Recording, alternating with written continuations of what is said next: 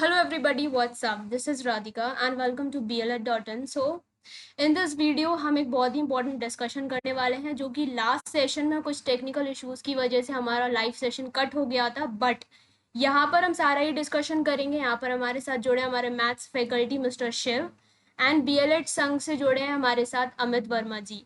तो वो आपको सारे ही यहाँ पर केस बताएंगे, जो भी आपके सारे डाउट्स थे वो क्लियर करेंगे। यहाँ पर BLED ग्रेजुएशन है या नहीं है, सारी चीज़ें वो क्लियर करेंगे। आप लोगों से रिक्वेस्ट है कि इस सेशन को ज़्यादा से ज़्यादा शेयर करें एंड अपने जो भी डाउट्स हैं बिल्कुल कमेंट सेक्शन में डालें, और अभी भी आप पोस्ट कर सकते हैं, पर पहले आप हमारी बात को यहाँ पर ज़रूर सुनें। चलिए इंट्रोड्यूस करवाते हैं हम अपने मैथ्स फैकल्टी मिस्टर शिव से। सो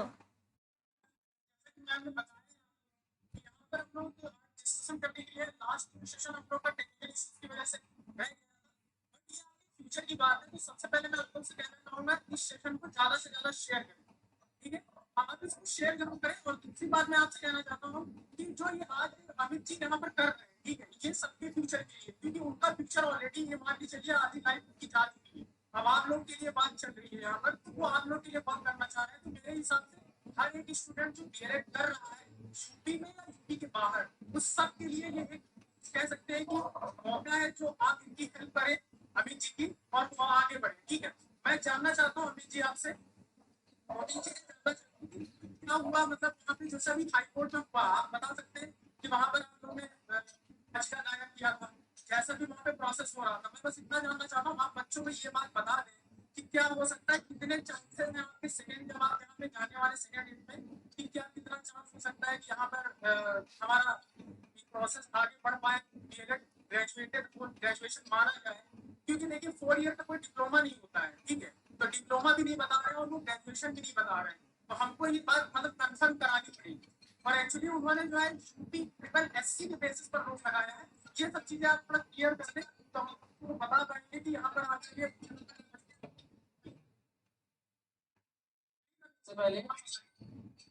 सबसे पहले सभी साथियों को मेरा नमस्कार। मैं अमित कुमार वर्मा, परिषद अध्यक्ष आदर्श बीएड प्रशिक्षु शिक्षक संघ की तरफ से।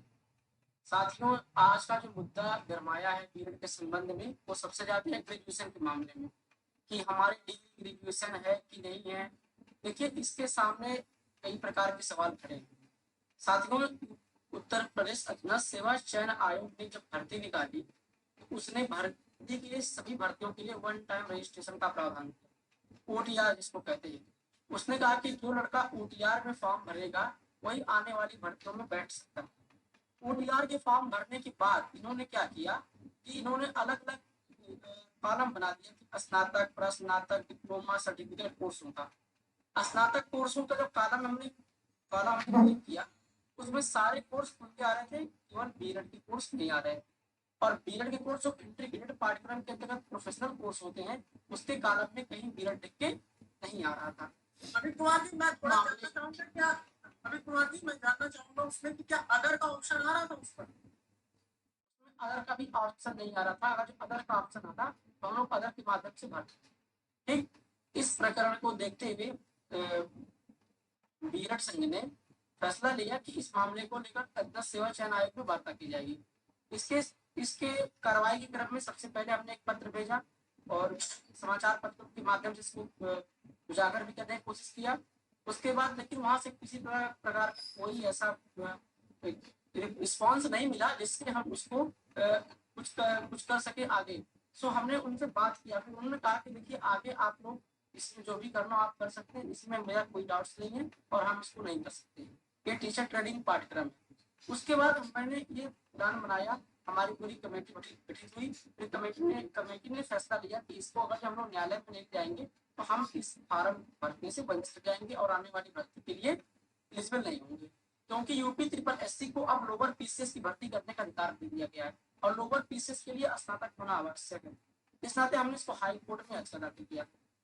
हाई कोर्ट में हमारा केस अच्छा खासा काफी इंटरेस्टेड था, जज भी अच्छे थे। उसके बाद इसमें बीच में पार्टी बनाने की मैटर चला, फिर एनसीटी को पार्टी नहीं बनाया गया था क्योंकि एनसीटी का रूल था नहीं, फिर भी कोर्ट ने कहा एनसीटी को पार्टी बनाओ। बीच में एनसीटी को फिर से पार्टी बनाया गया। एनसीटी ने अपना काउंटर एफिडेविट भी दिया। एनसीटी ने बताया कि हाँ, हमारे यहाँ प्रोविजन है ऐसा कि इनको टीचर ट्रेनिंग के साथ इनको स्नातक की वैलिडिटी किया जाए या वैलिड किया जाए। इतना होने के बाद भी अंतिम दिन स्टेट गवर्नमेंट को एक दिन, अंतिम डेट के एक दिन पहले स्टेट गवर्नमेंट को जब जजमेंट हुआ कि आप एक हफ्ते के अंदर ये सारे चीजें आप क्लियर करके ले आएंगे सरकार से, इसमें कहाँ क्या दिक्कत आ रही है, उसके बाद जब लास्ट डेट लगी उसमें जज गए बदल। जब जज गए बदल तो उसमें क्या हुआ कि जज ने सही ढंग से समझ नहीं पाया उस चीज को, और जो कोर्ट में जज थे उन्होंने सही ढंग से समझा तो इसके पहले के जज, लेकिन चूंकि अब कोई व्यक्ति नया अचानक आ जाए तो भाई कहीं ना कहीं सरकार का भी थोड़ा दबाव रहता है। इसलिए सरकार ने कहा कि सर इन्होंने जो मांग किया है कि हमें स्नातक बराबर से माना जाए, इसमें कॉलम में रखा जाए, सर इन्होंने पार्टी गलत गलत हम किस डिपार्टमेंट से डायरेक्शन लेने जाए। तो हमारे वकील ने ऑब्जेक्शन फाइल किया कि सर जब विज्ञापन एजेंसी ने जारी किया है, अधीनस्थ सेवा चयन आयोग ने जारी किया है, तो हम अधीनस्थ सेवा चयन आयोग से जवाब लेंगे, जवाब तो नहीं जाएंगे नहीं। इस नाते उन्होंने कहा कि कोर्ट ने हमारे केस को डिसमिस करने का एक ही आधार बनाया कि आप जो है उस बॉडी को जो है पार्टी बनाओ जो बॉडी तकरीबन ऐसी संस्था को हैंडल करे, बाकी आपको डबल बेंच जाने की कोई जरूरत नहीं है, आपका मुकदमा सिंगल बेंच में चल जाएगा। इन्होंने ये बताया ओरली रूप से, मतलब मौखिक रूप से उन्होंने कहा जज साहब ने। ठीक, तो अब डिसमिस होने के बाद फिर हमसे उनसे वार्ता हुई।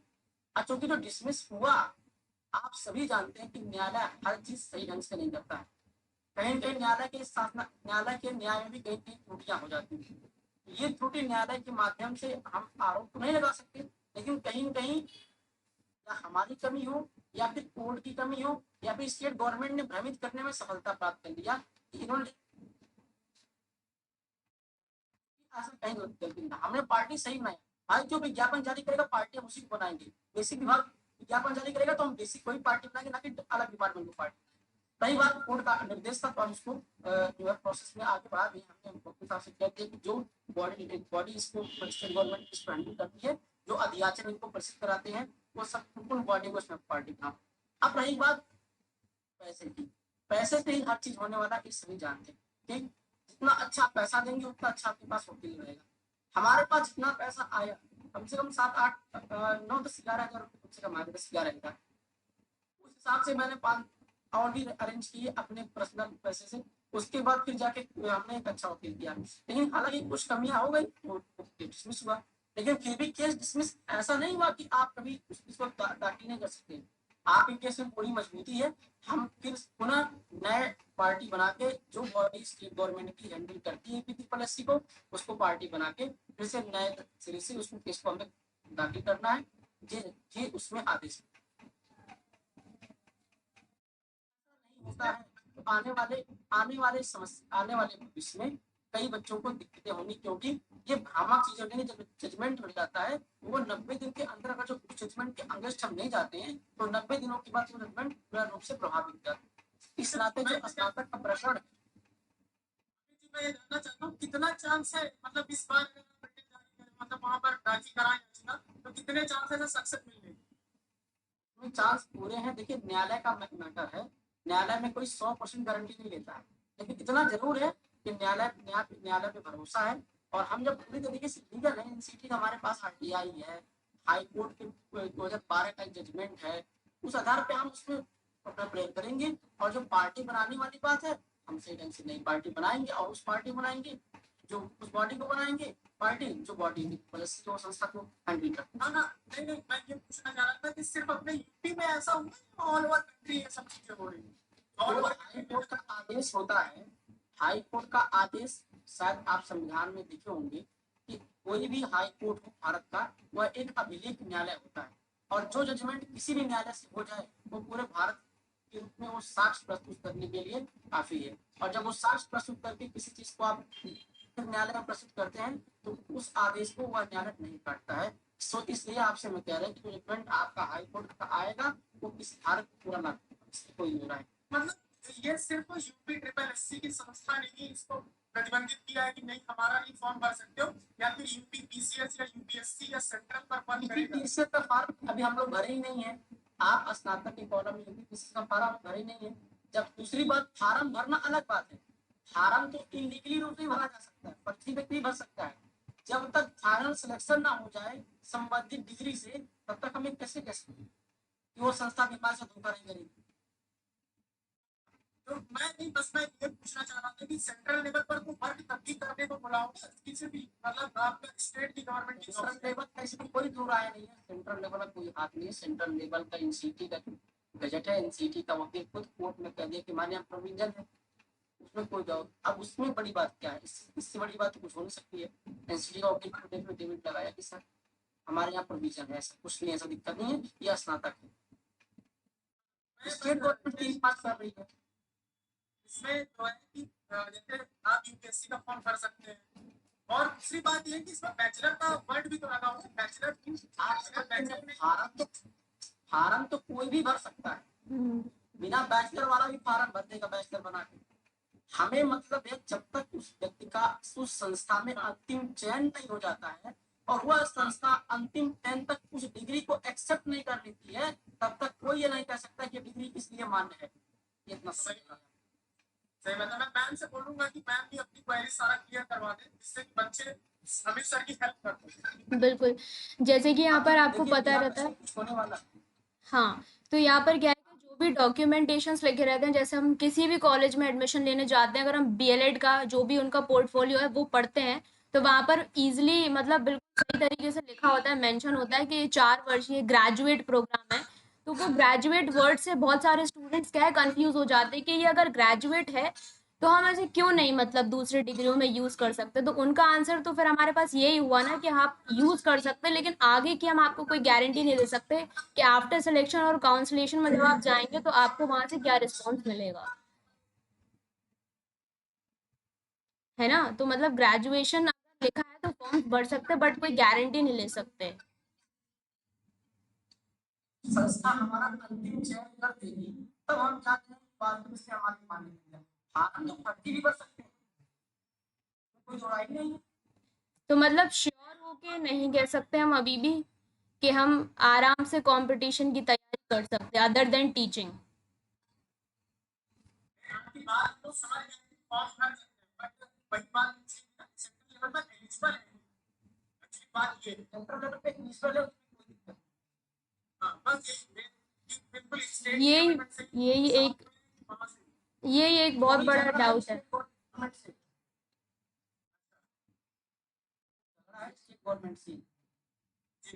तो मैं मतलब बच्चों से चाहता हूँ कि आप लोग प्लीज अमित सर की हेल्प करें, जैसा कि मैम कह रही है मैं मैम को ट्रांसफर कर रहा हूँ, मैम बताएंगे आपको कि आप हेल्प कैसे कर सकते हैं। तो बिल्कुल। मैम प्लीज एक बार बच्चों को बता दें। उसके पहले मैं ये कहना चाहती हूँ, अमित जी से ये पूछना चाहती हूँ कि हम जो दूसरी रेट यहाँ पर दायर करने वाले हैं, जो आप फाइल करने वाले हैं, तो इसके जो भी डॉक्यूमेंटेशंस रहेंगे, क्या आप हमको वो उपलब्ध करवा देंगे जिससे कि हम स्टूडेंट्स तक पहुँचा सकेंगे क्या कार्यवाही चल रही है। सभी चीजें ऑनलाइन रहेंगी। आप जानते हैं आज के जमाने में ऑनलाइन एडिट नंबर आपके हाथ में रहेगा, हर चीजें आपके पास है, आप साइट पे चेक कर लो, हर चीज आपको मिल जाएगा। दूसरी बात ज्यादा दिक्कत है तो हम सब चीजें आपको व्हाट्सएप कर देंगे, आप इनको दिखा दीजिए। ठीक है, तो बस यही वाली बात। और कंट्रीब्यूशन का आप प्लीज बता दीजिए कि किस तरीके से स्टूडेंट्स हमारी हेल्प कर सकते हैं जो सेकंड और बीएड का जो भी काम होगा वो बीएड का लड़का ही करेगा, चाहे हम करें चाहे कोई दूसरा हमारा भाई करे, ठीक है। कोई बीएड वाला नहीं करेगा ना बीसी वाला करेगा वो, और ना कोई कॉलेज का प्रबंधक आपके साथ रहेगा, वो तो अपना डिग्री लेके जा रहे होंगे, आपको पैसा दे देगा, ठीक। इस नाते अगर जो जिसको विश्वास नहीं है वो साथ में चले, बहुत ज्यादा दिक्कत है, वो खुद आ गए हैं, हम उनको बढ़ावा देंगे, हमारा उनका पूरा सहयोग रहेगा, कागज से पैसे से जहाँ कहेंगे वहां चलने को तैयार है, या फिर वो स्वयं सहायता करें। 3 चीजें उनके पास है, या तो वो स्वयं चले हमारे साथ, या वो खुद इस मामले में आगे आए कि भाई इतनी बड़ी समस्या है, स्टेट गवर्नमेंट मानने को तैयार नहीं, ठीक। अब या तो फिर वो हमारे विश्वास के संगठन को विश्वास करें, और कम से कम आज के जमाने में तो 100 रुपए तो आप सभी लोग सहयोग कर सकते हैं। तो हम पूरे प्रदेश के लड़कों से जितने भी स्टूडेंट है सबसे आह्वान करते हैं कि 100 रुपए तक का धनराशि इस ग्रेजुएशन संबंधी प्रकरण में जो न्यायालय में जो है पुनः याचिका दाखिल हो रही है उसमें अपना सहयोग करें, और अधिक से अधिक सहयोग करेंगे तो मैं अच्छा वकील कर सकता हूँ, नहीं तो फिर वही 10-12 हजार 5,000 का वकील करने से फिर नहीं, फिर दिक्कत होगा। और फिर पूरी पर आपकी इफेक्ट पड़ेगा। जी सर बताइए। जैसा कि बच्चों को आप लोग गलत समझ लीजिए कि एक्चुअली उनका जो है प्रोसेस, आप उनकी लाइफ आगे जा चुकी है, आप लोग ने स्टार्ट किया। जो लोग बीएड स्टार्ट करने जा रहे हैं, लोग स्टार्ट कर चुके हैं और two second year third year हो भी चुके हैं, तो मतलब इनकी हेल्प करें जिससे कि वो वर्क आपके लिए करें, मेरे हिसाब से ये। बिल्कुल, और जो भी कंट्रीब्यूशन है, कुछ बहुत ज़्यादा कंट्रीब्यूशन नहीं है गाइस, ये आपके फ्यूचर का सवाल है। बिल्कुल, बहुत सारे स्टूडेंट्स मुझसे बार-बार डाउट्स पूछ रहे हैं कि ग्रेजुएशन होगा या नहीं, क्या होगा या नहीं, तो प्लीज़ इस चीज़ को समझें। सारा केस आपको यहाँ पर समझा दिया गया है, उसके बाद आप अच्छे से समझ सकते हैं कि चीज़ें फेक हैं या फिर रियल है। आपके हिसाब से क्या है वो आप समझिए। अगर थोड़ा कंट्रीब्यूशन आप 50 से 100 रुपए तक का भी कर देंगे तो उसमें कोई प्रॉब्लम नहीं है। बहुत सारे स्टूडेंट्स पूछ रहे थे कंट्रीब्यूशन कहाँ करना है, तो नीचे डिस्क्रिप्शन बॉक्स में आपको सारी जो भी पेटीएम नंबर, गूगल नंबर और जो भी अकाउंट नंबर है, आप अपने हिसाब से देख लीजिए कि आपके लिए कितना इंपॉर्टेंट है ये केस और आपका क्या फ्यूचर बनता है इससे। तो बिल्कुल आप कंट्रीब्यूशन करें। किसी से भी यहाँ पर ज़बरदस्ती या फिर इमोशनली आपको बिल्कुल भी ब्रेन वॉश आपका नहीं किया जा रहा है। जो चीज़ें हैं क्लियर हैं, डॉक्यूमेंट्स आपको प्रेजेंट करे जाएंगे। अगर आपको टेंशन अपने फ्यूचर की तो ज़रूर हमारा साथ दें। यहाँ किसी को दबाव नहीं दे रहे कि आप सहयोग हाँ करिए। बिल्कुल बिल्कुल जो स्वेच्छा से करना चाहे वही करे। बिल्कुल ये कानून बाद में कि ऐसा कहा गया क्या हुआ, जो हमें सहयोग करेगा हम उसी को हिसाब देने का अधिकार से रखते हैं। बिल्कुल। और उसका संघ में जो लड़का सहयोग करेगा हम उसी को हिसाब देंगे। दूसरा कोई पर्सन ये कहे कि मुझे हिसाब दो तो उसको नहीं मिल पाएगा हिसाब। बिल्कुल, और 50-100 रुपए अभी के टाइम पे कोई बहुत बड़ी बात नहीं है। अगर सिर्फ 50-100 रुपए से हमारा इतना बड़ा 4 साल का फ्यूचर और आगे का फ्यूचर सेव हो रहा है, तो 50-100 रुपए हमारे लिए कोई वैल्यू नहीं करता। तो आप प्लीज़ इस चीज़ को समझें और बिल्कुल करें। अपने ओपिनियन ज़रूर दें, नेगेटिव हो चाहे पॉजिटिव हो, कमेंट सेक्शन में ज़रूर डालें। जो भी आपके डाउट्स एक्स्ट्रा होंगे इस वीडियो से अलग, सैटरडे को मैं लाइव आऊँगी, वहाँ पर आपके डाउट सारी क्लियर करे जाएंगे। ठीक है, तो ये रही बात। अगर आप इतना पैसा देकर तो थोड़ा पैसा देकर 100 रुपए बड़ी बात नहीं है। पीएलएड में आप 40,000 30,000 पेमेंट कर रहे हैं, तो 100 रुपीज बिल्कुल देके इसको डिग्री में बनाए, ग्रेजुएशन इसको करें, नहीं तो आप बाद में आपको ही नुकसान होने वाला है, फिर आप दूसरी डिग्री आप दूसरे करेंगे। अच्छा, एक डाउट यहाँ पर और होता है स्टूडेंट्स का कि जैसे कि इसके बाद अगर वो कोई एमएड वगैरह करना चाहें, एमए करना चाहें, तो वो तो कर सकते हैं ना, वहाँ पर तो कोई प्रॉब्लम नहीं होगी उनको।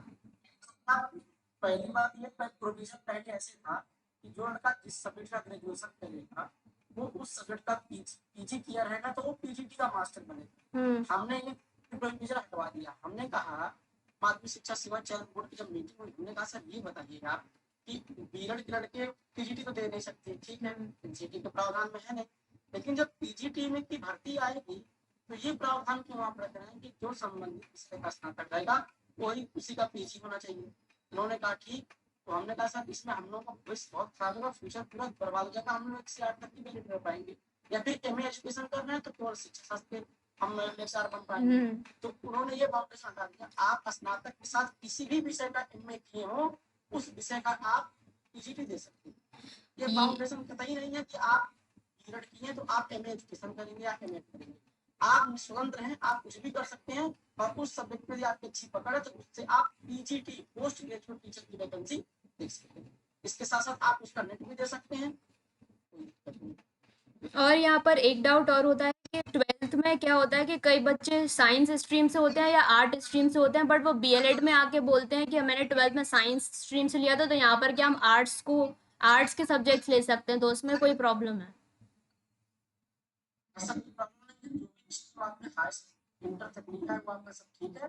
जो भी डिस्ट्रिक्ट का डिवाइडेशन होता है वो बीएड के ऑप्शनल सब्जेक्ट से होता है, गणित विज्ञान शिक्षक का और सामाजिक विज्ञान शिक्षक। तो यहाँ पर आप कुछ भी ले सकते हैं, चाहे 12 में आपने कुछ भी लिया हो। इंटर से कोई सरोकार नहीं।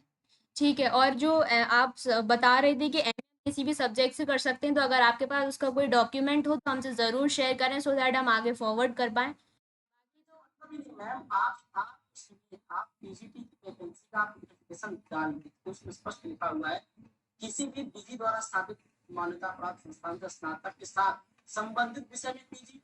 हमारा विधि द्वारा स्थापित मान्यता प्राप्त संस्थान से हमारा ग्रेजुएशन हो गया, स्नातक हो गया, उसके साथ हम संबंधित विषय का पीजी कर लेंगे तो उस विषय का हम पीजीटी दे सकते हैं। वो तो पीजीटी की विज्ञापन ही इसमें स्पष्ट लिखा हुआ है जी चाहिए। शिव सर, आपके कोई डाउट्स हो तो आप प्लीज पूछ सकते हैं। डाउट्स क्लियर करा दिए, मैंने बच्चों को बना दिया है जो की जरूरत थी। भाई इतना पैसा देकर आप लोग पेरेंट कर रहे हैं तो थोड़ी मेहनत करनी चाहिए। अभी काफी बच्चे भी देख रहे हैं तो उसको प्लीज सेशन को शेयर करिए। बहुत ही इंपॉर्टेंट सेशन है जो आप लोग बहुत डिमांड कर रहे थे कि प्लीज लेकर आइए। आई होप आपके सारे डाउट्स क्लियर हो गए। हम लोग आप लोग के साथ खड़े हैं, पूरा बीएड संघ आपके साथ है। बीएड का कहीं से किसी प्रकार कोई अहित नहीं होने देंगे, चाहे कोई सहयोग करेगा भी चाहे कोई नहीं भी करेगा। दोनों बातें आज तक हम यही करते चले आए हैं। आज तक जो संगठन ने काम किया है आप सभी जानते हैं कि भी आपका मान्य करवाया गया है, बिल्कुल विद्यालय में भर्ती के लिए मान्य करवाया गया है, पीजीटी का इशू सॉल्व किया गया है, ग्रेजुएशन का इशू भी सॉल्व ही है।